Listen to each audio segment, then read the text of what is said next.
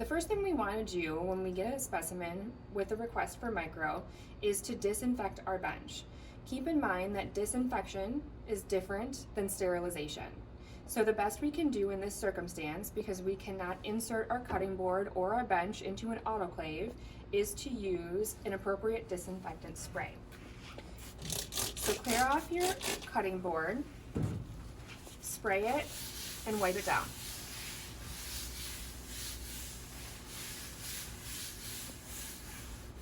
Okay. Once you've disinfected your gross bench, you are then going to place a sterile towel over the top of it if you have access to it. If not, you can use a chuck or a formalin absorbent pad. We're then going to collect all of the materials we need. So we have our cassette, the specimen in its container, an additional petri dish with label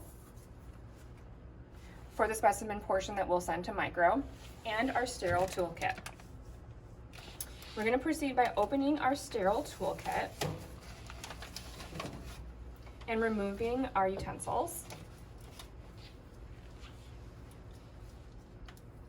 We're then going to place our blade on the handle.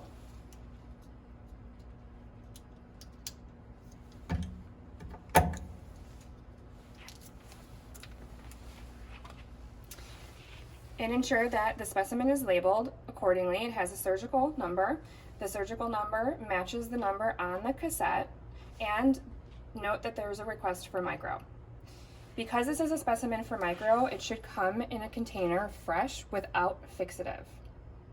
We are going to leave this specimen inside the sterile container as much as we can. So that means if you can take an accurate measurement and do your description with the specimen within the container, that's the most ideal circumstance. You can absolutely adjust the container, right, in order to measure your specimen and then take it out and place it on the container lid, keeping it sterile to get the third dimension. After you have described and measured your tissue, you are then going to separate the tissue into a specimen component that's going to go into the sterile container for micro, and then a component to also be submitted for histology. Keep in mind that because we are submitting a specimen to micro and also a specimen to histology, we need to document that in our dictation for purposes of quality assurance and cross-referencing.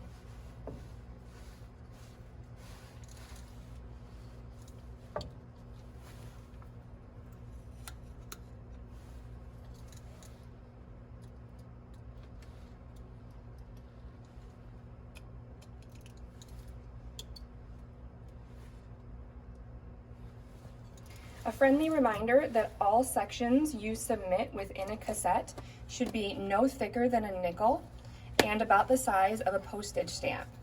It's important that you stick to those rules so that the paraffin, once embedding occurs, can encase the specimen and give the histotech something to pull from when creating the ribbon.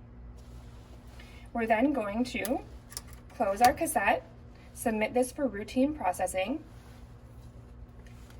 close the container, which has the specimen submitted for micro, label it with the patient's information, and transfer it to the microbiology department as soon as possible.